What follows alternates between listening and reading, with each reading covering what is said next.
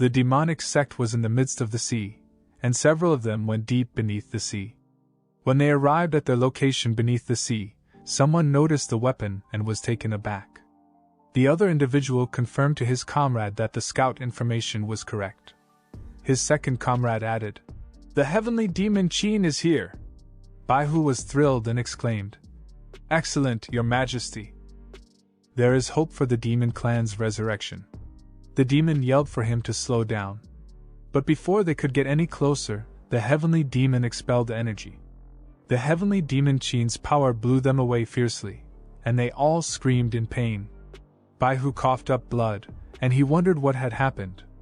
The demon lord said that the heavenly demon Qin is an emperor-grade weapon that is not simple to get. He then told him that this time he'd do it himself, simply to assist him from the sides so that he could subjugate the heavenly demon Qin. On the nameless mountain, Qin stretched after waking up from a nap, exhausted from the day's effort. When he entered the room he was heading to, someone was chopping the meat with a kitchen knife. Qin was shocked to see Qin Potion sitting here, and questioned him why he didn't go to the canteen to eat. He then asked if he came here to prepare him breakfast instead. Qin Potion greeted him and informed him that he had come to assist him because he appeared to be busy. He smiled warmly and told Qin that he thought it would make things easier for him. At first glance, you might assume Qin Potion is being thoughtful and kind. No, he is not. He heard a few days ago that Qin made a new kitchen knife, and it's been days since he returned and hasn't rewarded him, so he didn't know if he was so busy that he forgot. Qin Potion decided to take the initiative himself. Qin then examined his kitchen knife, which he found to be dull. He then questioned Qin Potion what he was doing with the blunt knife.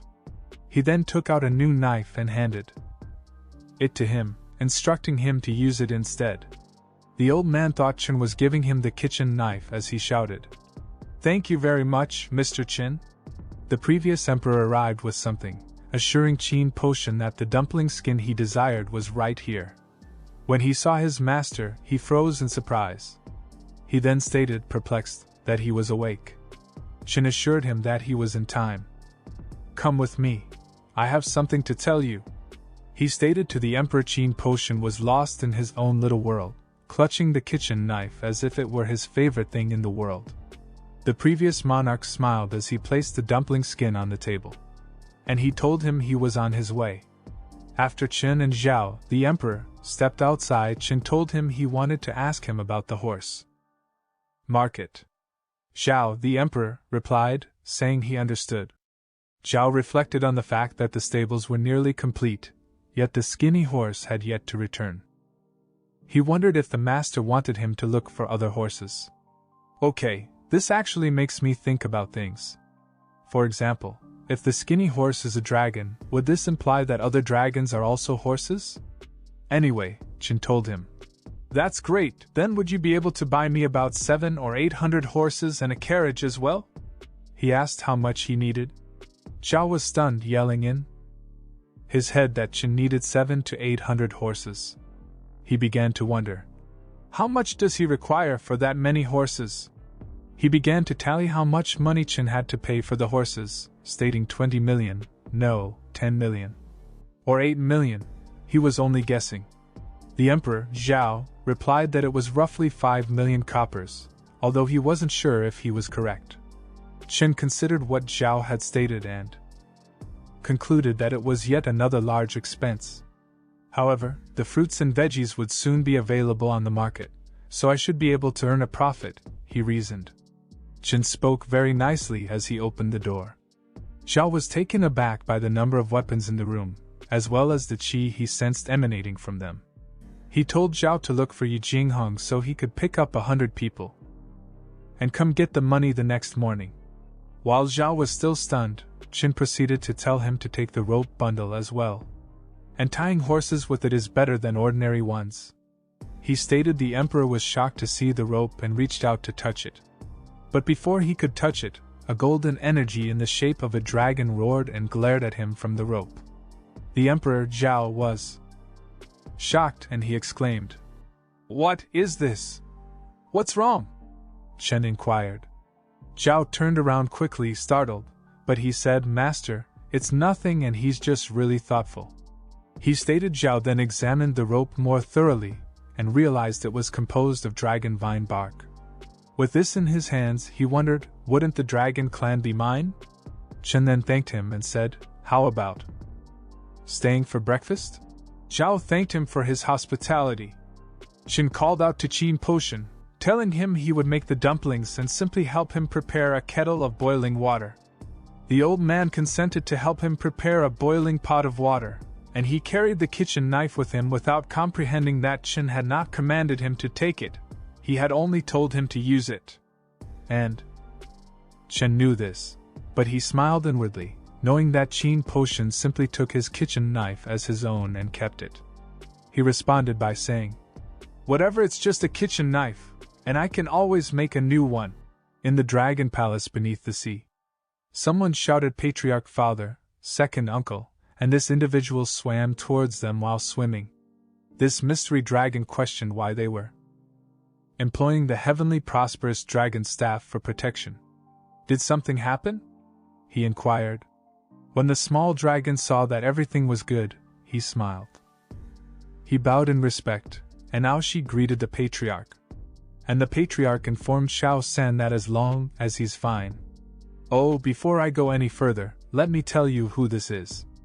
I just discovered that this is the skinny horse in human form." Xiao San, the skinny horse, instructed the patriarch to hurry and bring the expert above the spirit martial realm with him. "I've brought a great opportunity to the dragon clan," he stated. The patriarch inquired as to what opportunities. The small dragon responded, telling him that he had worked valiantly as a horse plowing for an expert from planet Earth. He went on to tell him that the expert was constructing a horse track. He exclaimed, "Everyone should follow me, we're late, and I'm afraid this opportunity will be taken by others." The more the small dragon spoke, the more enraged the patriarch became. The patriarch had had enough and demanded for him to be silenced. He unleashed a powerful blast. Xiao San was still speaking when he remarked, "We have to be first." But he was cut off by the patriarch's power blast. The elder dragon yelled at him, saying, "What he said was true. He has the dignified dragon bloodline." He asked him how he could freely submit himself to a mortal. Xiao San shouted in fear, and he informed him that Xiao Bei had also seen it, and that he should believe him. He went on to say that the house that Master had created was the spiritual collecting array from stories, and that all pets were all ancient beasts. The patriarch yelled, "Enough!" and demanded that someone arrest him. The patriarch told him that ancient monsters are alone, that it is impossible for them to coexist, and that all the things that treasured the laws of heaven and earth are only something you and Xiao Bei fell for. The little dragon yelled at him, questioning whether or not his cultivation was genuine. While he was shouting this, troops detained him and transported him to prison. The patriarch responded, informing him that he has the purest dragon blood pouring through his veins, and that no matter how quickly he cultivated it, it has nothing to do with the so-called master. He also remarked that this is a troubling season. He told him that a few days ago a dreadful sword energy appeared, so he ordered the skinny horse to remain inside the dragon palace and not leave. He informed him sharply. Xiao San yelled again, telling him that the dreadful force was from Master in the unnamed mountain peak. It isn't an illusion that the heavenly deep dragon staff has alarmed him. The grandfather insisted that the sword's energy exists, but that the so-called master cannot produce it. The old man then looked at him and told him that he should think about his time in prison. The patriarch squinted his brows and informed another elder that the demon clan had recently arrived in the roaring storm ocean. "I'm afraid this has something to do with the changing of heaven and earth," he remarked. He told the old man that he is going to seclusion to cultivate for reinsurance. He then told himself that once he was finished, he would personally make Aoshi take him to the Nameless Mountain summit and shatter their illusions. Someone flew at breakneck speed in the middle of the sea, fleeing from something. The person flying in the middle of the water called out to the Golden Turtle clan, "Just wait, Xuanwu would definitely return for vengeance, he added angrily. While Xuanwu was flying in the opposite direction, Zhao, the emperor, was flying towards the dragon palace. And he yelled for the entire dragon clan to surrender and come out now. If they ignore him, there will be consequences, he warned, releasing his new strength and demonstrating his seriousness about his threat. Suddenly, a dragon appeared, roared at him, and used its water technique to attack the man who had insulted the dragon clan. Zhao prepared his rope, preparing to assault the dragon. A mere human dares to come to the dragon clan and be noisy, he spoke arrogantly. Zhao used the rope to tame the dragon, telling him that, as expected of the dragon clan, even the observer is at the pinnacle of the martial art. Lineage. Unfortunately, this treasure is intended to catch the dragon clan. If you do not surrender, I will beat you until you do, he said. He yelled for the rope to go and catch the dragon. The rope trapped the dragon in a heartbeat, and the dragon was perplexed as to how it had been taken so rapidly. Other dragons in the area were also captured. They were wide-eyed and confused, not knowing how. They had been captured as well. Zhao continued to catch as many dragons as he could while calling for other dragons to stop, but the other dragons did not. They attempted to flee, but many were unable to do so, and many were apprehended. The patriarch of the dragon clan was seeing his kind being caught, and yelled at Zhao about who he was and what he wanted. Zhao smiled and questioned if Aoshi hadn't told him that the master required horses and that's why he chose you. The dragon clan. Presumptuous! Screamed the grandfather. He went on to say that he wished to see the Nameless Peak mountain for himself. But because he's causing a commotion, he'll deal with him first, he said. He jumped at him, ready to do something, and he did, transforming into his real dragon form and roaring at him, instructing him to go to the Nameless Mountain Peak. Zhao was taken aback by his transformation and what he said. And he yelled back, saying that Master had already put his plan into motion. He then informed the patriarch that Qin had given him a magical weapon with which to conquer the dragon clan. So, why don't you just give up? He said this in an angry tone. And he let go of the rope to assault him, and it pierced through his head, shattering the patriarch's head into water particles. The patriarch was forced back into his human form due to the rope negating his power. The dragon clan's master was taken aback when he realized this was the dragon binding vine. He told him it was no surprise he was so pompous. But has your master's immaculate strategy taken our dragon clan's emperor weapon guard into account? He inquired, and the weapon guard materialized behind the patriarch. Zhao was taken aback when he saw the weapon as he formed a ball of water in his palm. The patriarch yelled at the dumb human. The patriarch's technique was aimed squarely at Zhao, and the patriarch told him that he would pay the price. While Zhao is fighting for his life, Qin is playing basketball as he puts the basketball in the net. Before I go any further, I just want to let you know that if I make a mistake, please remember that I know nothing about basketball and that I'm confident I'll be alright. You never know until you try, after all. Anyway, back to the recap. On the basketball court at Nameless Mountain, this round goes to Chen's team, and everyone leveled up except for Chen, who is already too powerful to level up, or perhaps he is a normal human and cannot level up, ha ha. Chen Huang was surprised as they leveled up, and she thought that, as expected from Master's creation, basketball has an enormous amount of Dao energy, and cultivation can't be improved or decreased based on victory or loss. Even we, the cheerleaders, get a small reward for the home team winning, she thought. Someone yelled. Round 2 start. Chen reached for the basketball. They were all playing basketball seriously while Chen reached for the ball. Yi Jinghong was eager to help. His master, Xiaowu, Qinin, and Yan Xiaofeng arrived at the heart of the stone ocean. Xiaoyin inquired as to what was going on. Yan Xiaofeng responded, saying it's the demon clan, and the leader is holding the heavenly qin. We're too late, he whispered angrily, gritting his teeth. Xiaowu was taken aback, and she told Xiaoyin and Yan Xiaofeng, who would now be known as Zion, that the might of the emperor weapon should not be underestimated, and that they should back off and let her attempt this. Xiaowu glided towards the Demon King and threatened him that if he did not leave the heavenly demon Qin, she would end his life.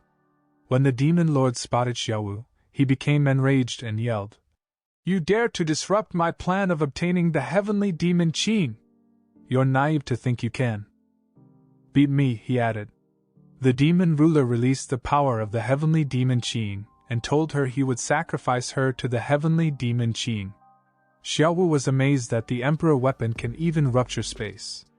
While she was astonished, she was not terrified, and she told herself that she could not back down for Chen's sake. She began to use the ability bestowed to her by the mysterious Chen. Chen's aura enveloped her entire body, and she was astonished to see the heavenly demon Qin fearful of Chen's aura at the time. She began to use more of his power, and the same ancient symbols that surrounded the mysterious Chen materialized in front of Xiaowu.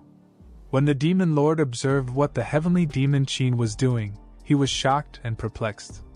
The heavenly demon Qin escaped the Demon Lord's grasp and turned on them, ready to slaughter them all, and everyone exclaimed, "What?" Xiaowu commanded the Qin to approach her, and it did so as rapidly as it could, but it also bowed, indicating that it would submit to her and her master. And she assured it that its decision was unquestionably wise. She clutched the heavenly demon Qin in one hand and played the heavenly demon Qin with the other. And everyone was stunned that the emperor weapon just gladly submitted to her just like that. The Demon Lord murmured that she was a mighty powerhouse.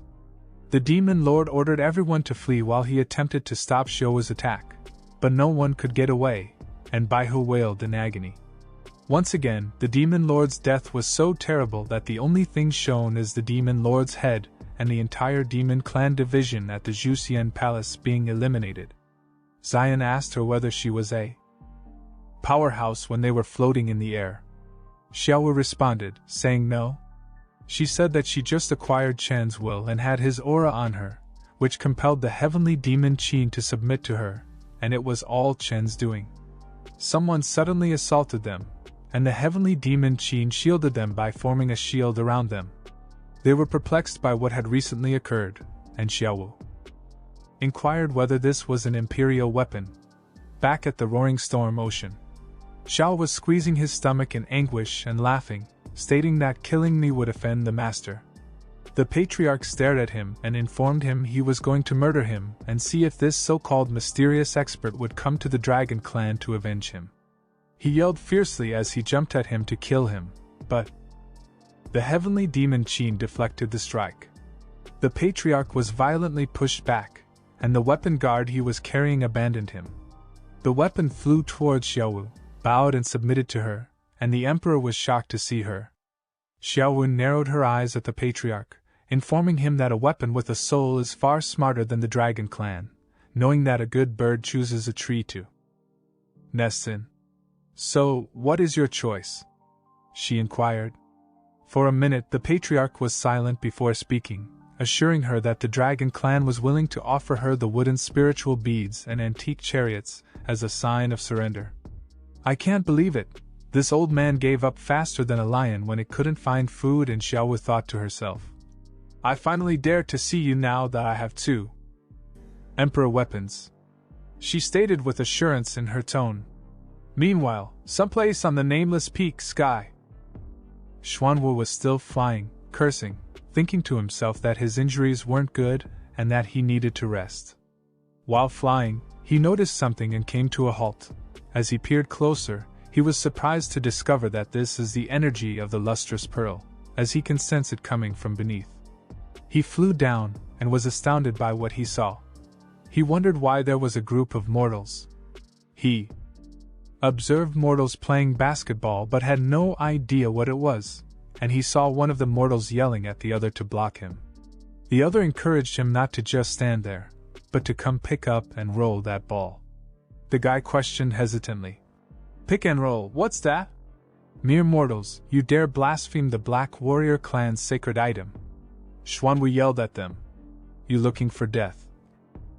he shouted, charging at them and threatening to kill them all.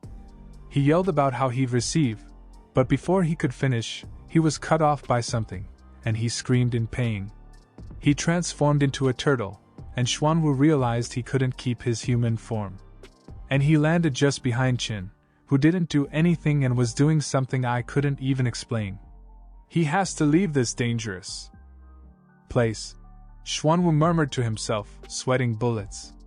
Seeing the turtle, Xiaoyin asked Xiaowu whether she wished to expel this black warrior. Xiaowu responded, saying that because Qin didn't say anything, let's pretend we didn't see it. She smiled as she looked at the turtle, who was immobilized in fear and horror. The turtle started to walk, but slowly. Not the actual turtles when they are slow, but the actual slowness, like when you are dizzy. He told himself that as long as he left the massive spiritual gathering array, he would be secure, but he fell before he could get away. Chen was shocked after Xiaowu handed over the heavenly demon Qin and he asked, "Where did such a big soft-shell turtle come from? How about they catch the soft-shell turtle and stew it?" Chen offered to the others. He suggested that they eat a good restorative soup tonight. He was stunned when he heard Chen say this, and the turtle bowed repeatedly, asking him to spare his life. Xiaowu informed him that begging would not work. She went on to say that Qin does not tolerate those who are useless to him.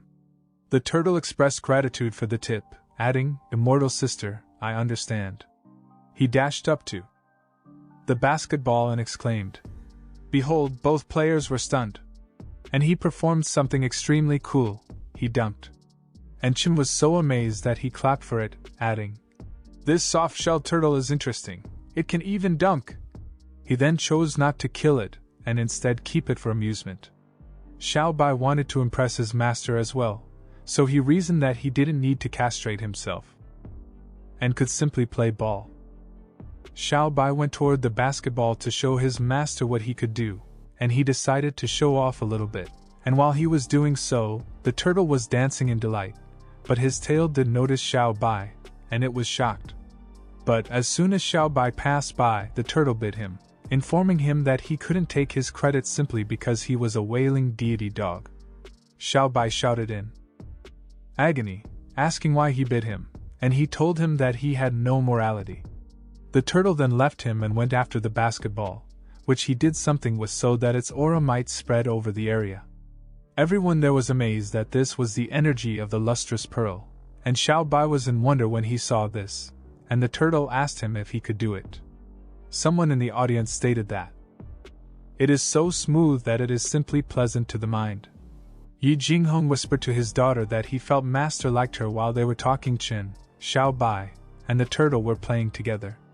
Xiaowu was stunned and attempted to disregard what he said, and she begged her father not to think like this and not to guide her like this, and she asked him if he had forgotten what happened a few days before. Her father did not pay attention to her. Instead, he added that the master had given her the most opportunities out of the entire group. He got serious, telling her that even if he didn't like her, he valued her. Yi Jinghong smiled and told her that since master is pretending to be immortal, he will undoubtedly marry and have children, just as he imagined Qin and Xiaowu marrying. Her eyes twinkled, and she explained that what he meant was that she could give it a shot. She was eager and determined to spend time with Qin. And Yi Jinghong told her that master frequently says to attempt to transform a bike into a motorcycle. Although he has no idea what a bike or a motorcycle is, he can see that he admires this kind of fighting spirit. What Qin meant was anything is possible as long as you have the motivation to do it.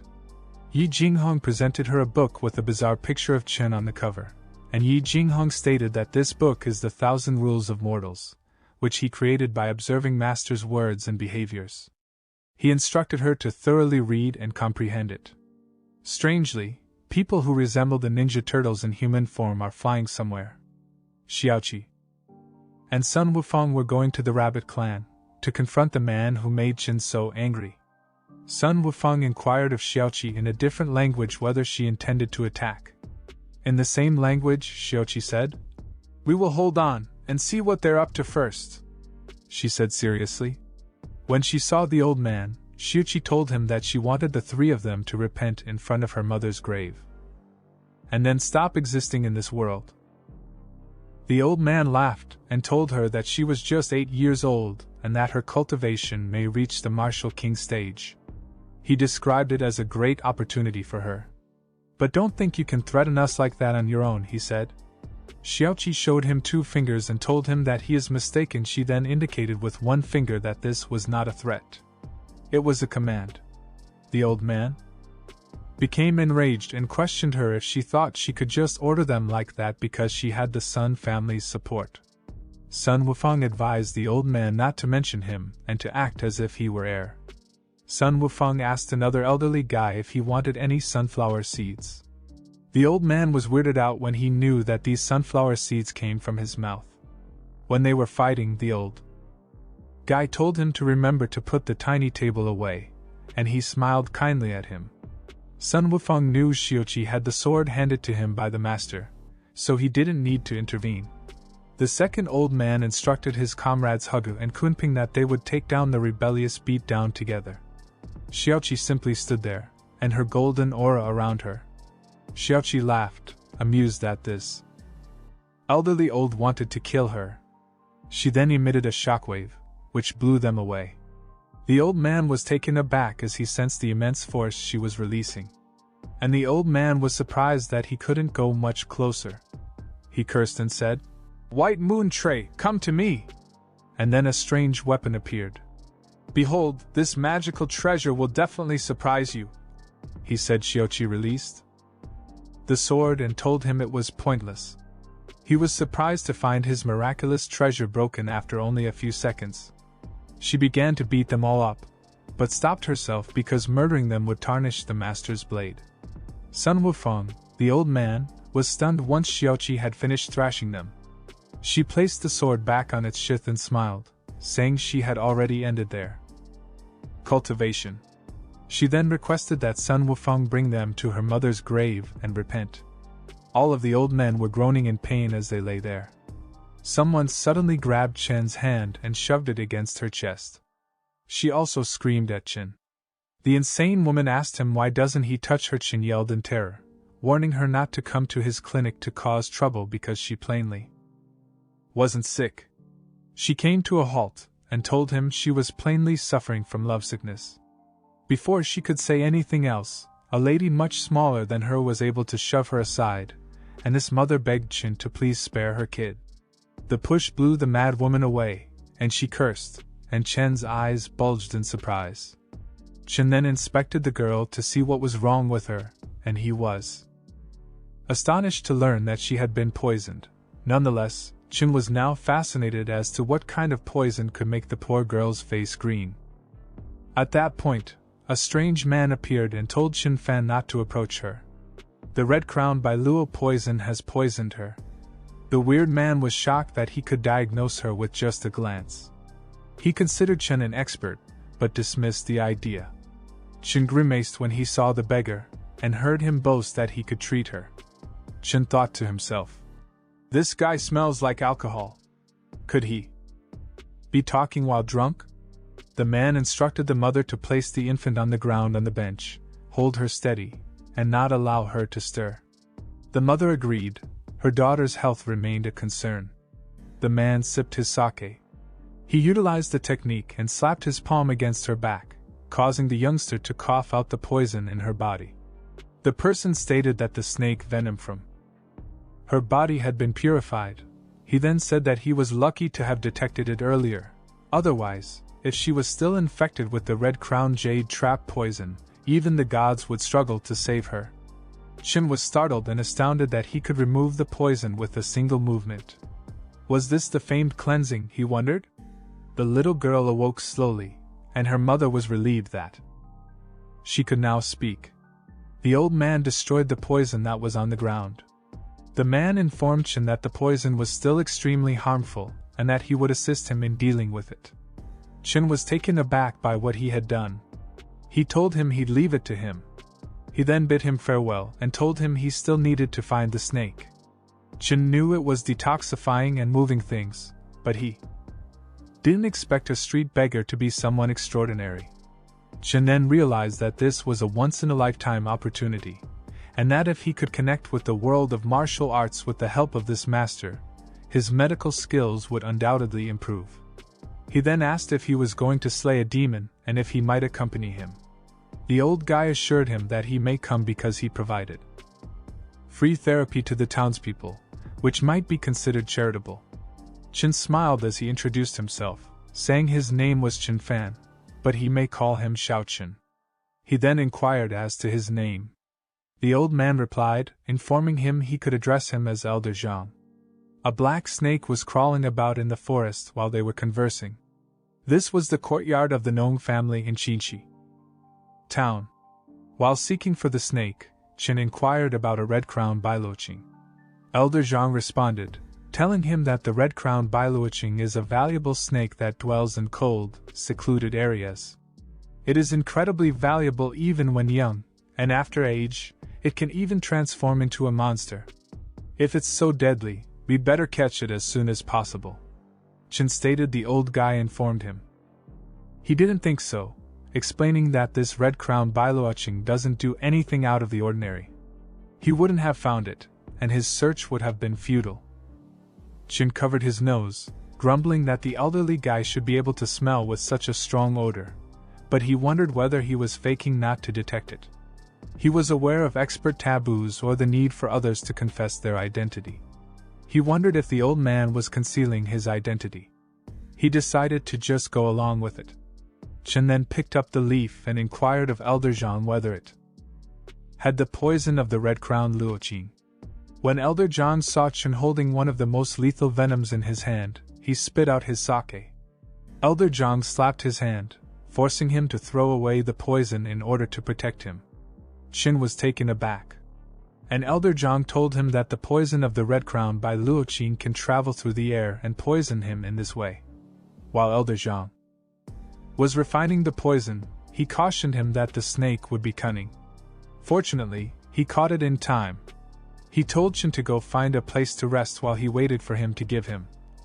But he was interrupted when Chen exclaimed, "That's great, my nails didn't change colors, and I wasn't poisoned." When the old guy heard this, he was taken aback. He couldn't believe he hadn't been poisoned. He pondered if he had taken a remedy that could cleanse the snake's poison by accident. Chen smirked, convinced that Elder Zhang had detoxified him behind his back. He then asked himself if he considered himself a lone expert. Elder Zhang was right when he mentioned that Xiao Chen accidentally detoxified the snake poison. Nevertheless, Chen utterly misunderstood since he believed that Elder Zhang was the one who detoxified him. Chen looked ahead and noticed the black snake staring at him in surprise. Chen was taken aback. When Xiao Chen asked if that was the snake, Elder Zhang agreed. As he jumped at it and used one of his skills to trap it, the black snake snarled viciously. Elder Zhang smiled and said, "I finally caught you." And he used a hand sign to do something to the snake with his hand. The snake wiggled, trying to release himself from this man. Chen was astounded that it had shrunk. Chen inquired as to whether he could see it. And the old man consented, assuring him he'd put a seal so it couldn't damage anyone anymore. Chen understood it was the original shape when he held it in his hands. Suddenly, the snake began to grow larger again, and Xiao Chen, along with Elder Zhang, cursed, wondering if the seal had been broken. Chen was afraid as the black snake hissed in his face.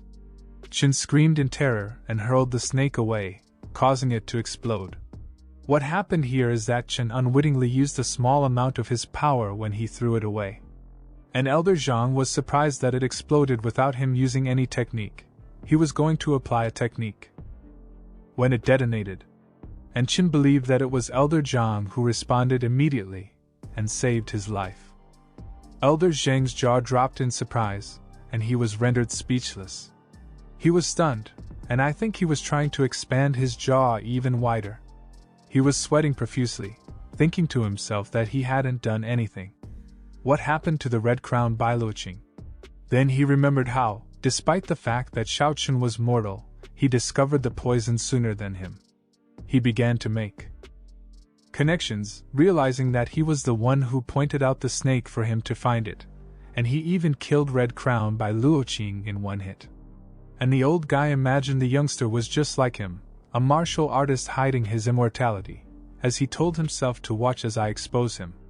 Elder John carried out his initial strategy to expose him by offering him sake and inquiring whether he was thirsty. Chen agreed and thanked him. While Chen was drinking, Elder John smiled mischievously and wondered if Chen realized how excellent a solitary expert's wine is, and how potent his homemade medical wine is, and how one sip is enough to digest. Chen spit out the remainder of the sake. He looked at him, and told Elder Zhang that his wine was terrible, and he returned the wine to him. "I'll drink it to prove you wrong." He remarked this while taking the wine and sipping it himself. Elder Zhang reasoned that Chen must have discovered something odd about this one. He purposefully stated that refusing to drink it was harmful. He said to himself, "This kid is smart." Chen then invited him to visit his home and sample his wine. Elder Zhang remained unhappy, but he agreed, telling him to lead the way.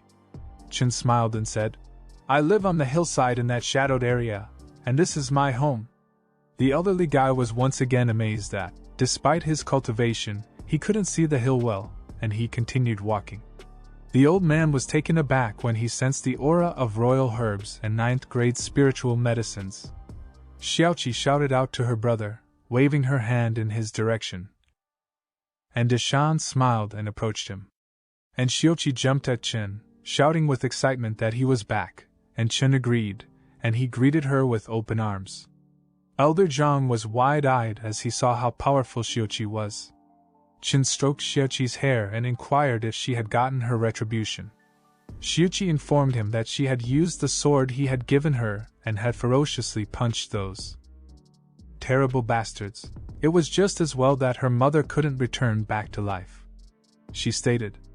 Chen thanked Sun Wufeng and Dezhuang for helping him. Sun Wufeng responded, "Don't mention it." He then told him that he could see that he was recruiting some people, and he wondered if the Sun family could also be recruited. Elder Zhang was still taken aback that this girl was a martial emperor, and he was even more taken aback that the Daozhan monkey clan had come to seek refuge. "Who is Chan?" he questioned himself. While Elder Zhang was lost in thought, Deshan came in front of him and spit on the ground in front of him, shocking the old man. Elder Zhang recognized Deshan's voice and inquired as to how far he had fallen. "A dog that speaks nonsense," Deshan asked. "What does he mean by fallen?" Deshan asked. However, he does not allow Elder Zhang to answer. Instead, he tells him that this is his greatest destiny, and him being chosen by Master is also destiny. He then warned him not to be stupid. Hearing this, Elder Zhang's jaw hung slightly in disbelief, and he thought to himself that no matter how knowledgeable Chen Fan was, he had been drinking his entire life. How can he accept someone like him? He also thought to himself that he'd have to return at night to learn more. After a few seconds, Elder Zhang vanished, and Chen inquired as to where is Elder Zhang. He inquired once more if they had seen the old man recently. Xiaoqi replied that she had not. And Deshan was thinking to himself, "There will come a time when he will regret drinking." Chen was sitting in front of a river, fishing. He was just resting and waited for the fish to come to him. Both Qin Potion and Yi Jinghong were in the bushes looking at their master, and Qin Potion informed Yi Jinghong that the river had no fish, frogs, or even ponds. "What is the purpose of Master fishing?" he inquired. "Maybe Master is fishing for all living creatures," said Yi Jinghong. He was unsure whether that was true or not. Xiaowu presented Chen with some fruit. Chen was taken aback, yet he did not deny Xiaowu's fruits. They sat together, and Xiaowu told him to eat some fruits before offering him a fruit to eat. Chen smiled as he thanked her. Something was in the air in this drawing for some unknown reason. I had no idea what that was, but you can tell just by looking at this drawing. A golden mist arrived after Chen and Xiaowu finished eating, and Xiaowu was surprised that something was happening in the sky. Xuan with the turtle was stunned to detect such strong demonic energy, and he concluded that they had indeed followed him. Yi Jinghong got serious and inquired of Qin Potion as to the identity of the Black Warriors. The golden cloud carried hundreds of people, and those people were carrying clan flags. Xuanwu exclaimed. It's the experts of the Golden Turtle Clan, and they're going for me and the Lustrous Pearl, he stated, and Qin Potion was enraged and yelled angrily. You dare plan to steal Master's basketball, you dummies! I'm going to cut you up! He mentioned this when releasing his new kitchen knife. Xiaowu began to relax again, and she put her head on Chen's shoulder, thinking to herself that there would be no trouble with Chen present. Before all the turtles could do something, a blast of power came out of the rod, and all those people transformed into turtles. All of the Golden Turtle Clan members began converting back into their natural forms, and one of the elders cursed as he cried that they had been sent back into their original forms.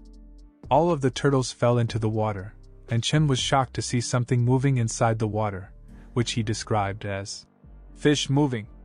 Chen told Xiaowu that he didn't think the river had any living things. Xiaowu simply told him to reel it in quickly and see what he caught. Chen retrieved all of the turtles from the river, but he was unaware that his rod and hook were glowing gold with qi. Damn, he was overjoyed because he had caught a large number of turtles. Xiaowu decided to assist Chen and utilized her qi to gather all of the turtles. Chen was pleased that there were so many, and he suggested to Xiaowu that he prepared them for everyone to eat tonight. Xuanwu shed tears of delight and praised his master for vengeance. This is insane. Is he really delighted that his entire clan is about to be eaten?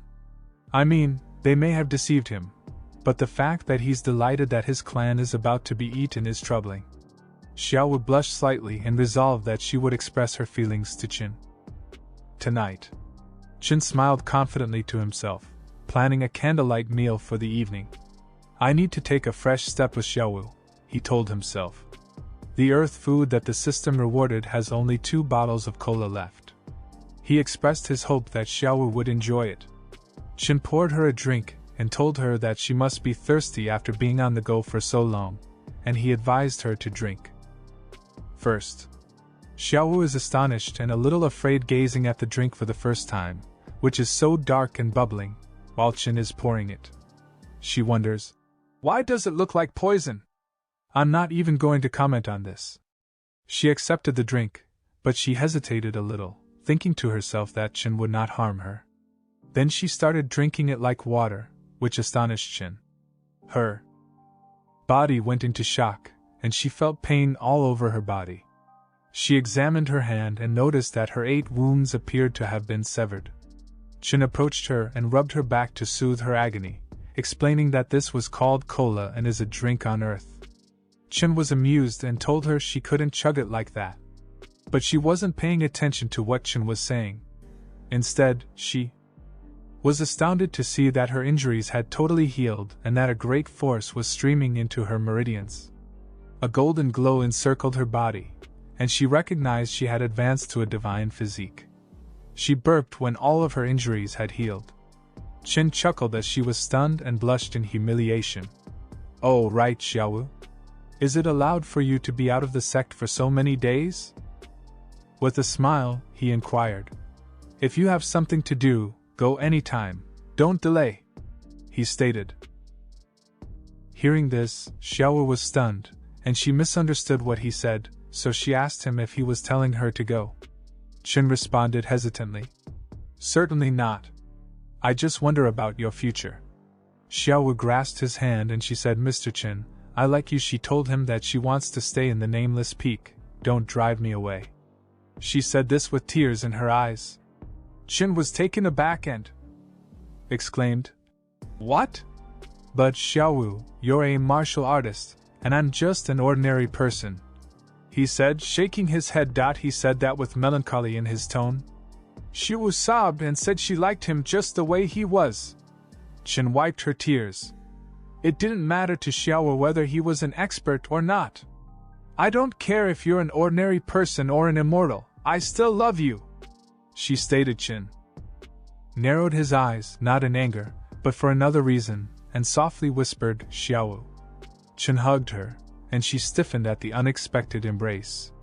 Qin then confessed his feelings for her. I've loved you since we first met, he added, and Xiao's eyes widened as she hugged him back. And yeah, there are a couple now. Chen then inquires as to whether they should inform everyone about their relationship. She responded, saying that if he wished, they could inform everyone. Meanwhile, Elder Zhang was looking about, and when he noticed Xiaowu, his eyes widened with surprise. He had the impression that this woman's physique was exceptional. Could she be an expert on the Nameless Peak? He thought to himself. Chen began to recite a poem that began with yesterday's stars and breeze, a noble's home on the west on the east of another. A golden energy emerged over the surroundings while he was saying this poetry. After pronouncing those words, structures, and objects Elder Zhang had never seen before, he arrived. Elder Zhang was shocked when, immediately after Chen pronounced those two lines, many of the buildings arose. Chen resumed saying his poetry. As their hearts beat as one, the colorless phoenix flies in pairs. Phoenix arrived shortly after he said that, and they attacked Elder Zhang, who jumped aside in shock and amazement. Those phoenixes arrived and assaulted Elder Zhang because, as stated in the poem, they mistook his words for a command to attack. And Elder Zhang questioned whether this was a killing poem? Seriously, this is a fantastic poetry. How can a murdering poem exist? Wait, is there a killing poem? I believe I'm going insane. He went on to say different groups are lively as a participant guesses the warmth of the spring wine. And then those various factions appeared and attacked Elder Zhang. Elder Zhang muttered angrily to himself, "Huh? What next?" I return to work and fall away while the drums ring, Chen stated, and hundreds of horses rushed towards him. Elder Zhang exclaimed, "What? Again?" The hundreds of horses charging at him knocked him back, and he fell.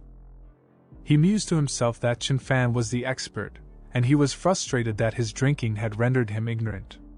Chen yelled, "What the hell, Elder Zhang?" he said. He was unsure if it was him. Chen inquired as to what had occurred. "Who was it that did this to you?" he inquired, concerned. Elder Zhang did not respond because he was dizzy. Elder Zhang awoke and yelled at Chen to leave him alone. Chen was stunned, and he became enraged. Chen chopped him on the neck with too much force, and Chen informed him he had to save him first. Elder Zhang screamed in agony and was knocked out. Chen reasoned that Elder Zhang is a reclusive specialist who could have done this to him. Could the enemy be nearby because he fainted in my yard? He questioned himself and looked about to see who had caused Elder Zhang to faint. Chen is convinced that he was knocked out by an adversary. He hadn't even realized it was him a minute before. But Xiaowu did notice it, and she was taken aback. Anyway, Chen continues to believe that Xiaowu is present. Otherwise, the unnamed peak would be in danger. Chen then poured a warm soup or whatever on the table and grinned, saying, "As expected of martial artists, your recovery ability is amazing." Elder Zhang only whimpered in agony. And he awoke slowly, wondering where he was and if he was dead. Chen responded, saying that this was his house and that he had not died. He then inquired as to what had happened. He immediately sat up, and he was surprised when Chen made him suffer and cured him, and he misunderstood, believing that he did it on purpose. He felt compelled to flee his palm as quickly as possible. Chen was perplexed as to why Elder Zhang was acting so strangely. Chen then grabbed his leg, but he didn't realize he was using too much force, and he fractured Elder Zhang's bones, which he didn't see as he continued to tell him that he was Chen Fan. He then inquired as to if he had forgotten who he was. Chen shook him and urged him not to worry. He could heal here, and his girlfriend is a martial artist, so she could guard him from the enemy. "Damn it, you devil," thought Elder Zhang, who was in excruciating anguish. Chen tried to assist him until daylight, but he didn't realize it was morning. He became even more concerned when he noticed Elder Zhang not moving and something pouring out of his mouth. He cursed and begged Elder Zhang not to terrify him like this. He inquired once more about what had happened to him. Chen had no idea that everyone, including Xiao Bai, was staring at him. Qin Potion was stunned, saying, "So ruthless." He said that the master healed Zhang Yingjiu only to torture him. And Yi Jinghong adds that this is the outcome of provoking master. You can't die or live. Everyone present was still stunned. Okay, before I move on to the next chapter, let me say that this was the most incredible chapter I've ever seen. It was not only great, but it made me laugh so hard that I had to take a break. Seriously, how can there be so much misunderstanding? Anyway, as Zhang Yingjiu awoke, he yelled at Chen that even if he did anything wrong to him, he's still an expert, not a villain. Chen was saying something more to him, instructing him to stop fussing and eat his medicine. Zhang Yingjiu said something else, saying he would bow to him and apologize. Chen told him to calm down because he had experience treating mental illnesses. "I am confident that I can cure you," he stated. Chen became weary of arguing with the elderly guy and warned him that if he didn't cooperate, he'd just force him to eat this. And he pictured Chen morphing into the devil. "Chen Fan, you devil!" yelled Zhang Yingjiu. "I urge you to have mercy," he cried before collapsing. Xiaowu, Thephanix, Xiaobai, and the ant were all listening in, and the bird Xiaowu was surprised when he inquired how many times it had happened. Xiaobai replied that it was the 13th time and that he'd rather die than be tortured like this. Oh, and Xiaowu is wearing a dress that Chen Fan gave her. Xiaowu spoke up, telling Xiaobai that falling into Chen's clutches was only someone's wild desire. Chen then opened the door and was surprised to discover Xiaowu standing there. Chen and Xiaowu began acting strangely around one another, and all of Chen's pets fled as quickly as they could, and Xiaowu told him that this was the measuring soul stone that he desired. "I happened to bring it, so here you are," she said, and Chen thanked her. She then bolted, informing him she was leaving. Chen was perplexed but responded, "All right." Xiuqi inquired as to what her brother was up to, and she realized it was a measuring soul stone. She assumed Master was currently disguised as a mortal. "Will he send me to the martial arts sect if he senses that I have martial arts spirit?"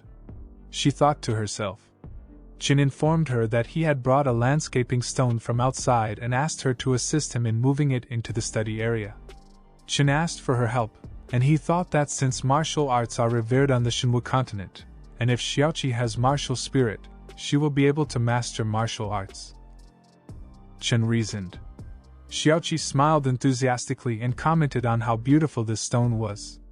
Chen smiled at her, telling her to assist his brother but not to let the stone tumble over. Xiaoqi felt relieved that she possessed the secret skill of the sutra's heart. She has the ability to conceal her martial spirit. Chen was taken aback that nothing had transpired. He was perplexed by the stone's lack of reaction, and he sighed because he didn't anticipate Xiuqi to be the same as him, and that she'd be ordinary. Chen inquired about her interest in learning calligraphy and art. Of course, Xiaoqi expressed an interest in learning. He told her it was okay, and Chen recommended they go to Qingxi town to get some materials. The dignified calligraphy emperor of the Shinwu continent, a white-haired guy, was strolling toward a shop. "I would have come to this mortal's shop if it wasn't for the shocking sword energy." He stated this was Tang Baihu. And he questioned, "How does Brother Xie contact Yan Xiaofeng, his disciple?" Xiaoqi selected an inkstone and exclaimed, "Brother, this inkstone is detailed and small. It's so cute." Chen pointed to another inkstone and warned her that while being well made, this inkstone is not quite dignified. Tang Baihu came to a halt when he heard what Chen stated. He went up to Chen and told him, "Brother, if you wish to buy an inkstone from this shop, there's nothing greater than that," Tang Baihu arrogantly asserted. Xiaoqi gave him a stern look and instructed him to mind his own business. She questioned him if he didn't comprehend what her brother was saying. Chen apologized on behalf of his sister, telling him that she was still young and hoped he wouldn't mind. Xiaoqi simply stared at him angrily. Tang Baihu reflected on how this girl has an emperor weapon and is likely a senior with extreme strength, but her brother on the other hand is simply a regular mortal. "Oh boy! Tang Baihu thought. It appears we have another idiot who is going to look down on Chen. Never judge a book by its cover. It will cause him a heart attack one day, Tang Baihu said. Since his younger sister's vision is so reliable, how about we compete? He informed him that if he chose the battered inkstone here, he would buy everything else in the store. Chen considered it and decided that because he stated so, let's compete. He predicted that we would be able to save a significant amount of money. He went on to say that he chose this square white jade inkstone. Tang Baihu reflected to himself. As one would expect from a novice, he simply understands that white jade is more valuable than stone but is unaware of its ultimate purpose. Tang Baihu said that now that he had made his decision, it was time for the shopkeeper to make his. The merchant smiled and told them that while both gentlemen have excellent vision, Mr. Chen's inkstone is superior. He lifted the inkstone that Chen had chosen. Tang Baihu was enraged and demanded to know what made his superior to his. Chen has simply created a peace sign JN happiness. The shopkeeper explained that recognizing inkstones consisted of 7 major procedures. He explained that, at first glance, despite Mr. Chen has picked a jade stone, its beauty, craftsmanship, and inscription are all inferior to yours, thus yours is significantly superior. The second thing you do is feel. The jade inkstone is smooth and delicate, while the stone inkstone is rough, therefore Mr. Chen's selection is better, informed the shopkeeper. The shopkeeper told Tang Baihu that the third is the weight, and that the jade inkstone is slightly larger, but lighter because it is not as heavy as your stone inkstone, yours is better. He weighed them while smiling. He went on to state that the fourth element is noise and that the jade inkstone's knocking sound is full and mellow, while the stone inkstone is low sounding, so Mr. Chen's is better. The fifth feature is washing capabilities. Tang Baihu's is better because the stone inkstone is easier to wash. He stated the shopkeeper handed him a sheet of paper and told him the sixth part of finding a good inkstone is the smell. He learns that inkstones have their own fragrance. Therefore, the ink will inevitably blend with the inkstone, affecting the ink's quality. And the shopkeeper advised him to try selling it. Tang Baihu thought, so fragrant. The merchant went on to say that the seventh, its words, inkstone are also alive. You can listen to them to determine their value, he stated. Tang Baihu was taken aback. And he said that ordinary inkstones are lifeless objects. How can they speak? Tang Baihu exclaimed angrily. My personal inkstone is a spiritual king tool, but it can't speak. Is this mortal trying to fool me? He yelled fiercely. The stone then spoke, saying, Master, please listen, and his eyes widened in surprise.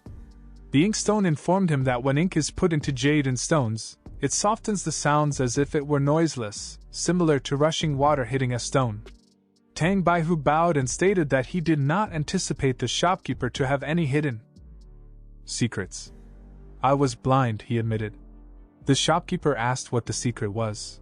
Those were the 7 steps that Mr. Chen taught me, he explained. The shopkeeper insisted that it was not his fault that he had lost today in Qingxi town. Who hasn't heard of Mr. Chen's brilliance? Chen simply smiled and waved his hand. Tang Baihu asked Chen if he lived on the Nameless Mountain Peak. Chen responded, Yes, I live on the Nameless Peak.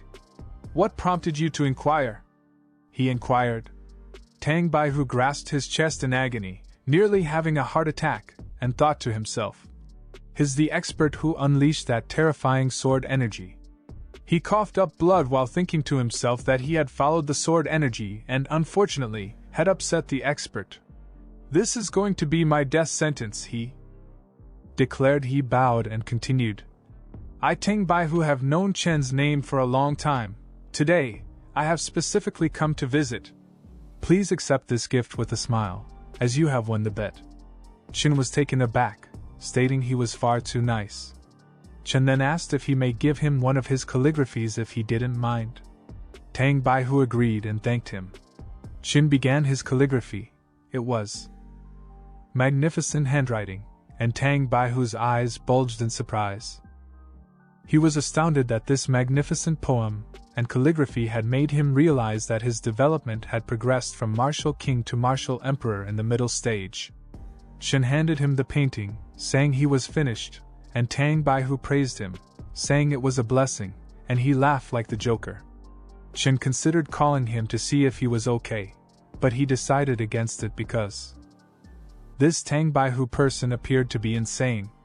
Tang Baihu kicked the gate open, and two of his friends noticed. Tang Baihu inquired as to why they did not pick him up. "What's the matter?" the other guy inquired of Zion. "Is he insane?" Zion just asked. They didn't identify Tang Baihu since he has advanced from the martial king stage to the martial emperor mid-stage, leading them to believe he is someone else. Zion assumed that many specialists had arrived in Qingxi town and wondered if Tang Baihu had been ambushed. The other guy had another thinking, and he questioned whether this was to seize this spot. And the man shouted, "Shameless bastard! What happened to Brother Tang?" Enraged, he asked, leaping at him to strike him in the face. Tang Baihu's eyes bulged in surprise as Zion jumped at him and intended to strike him in the face as well. "That's all for now.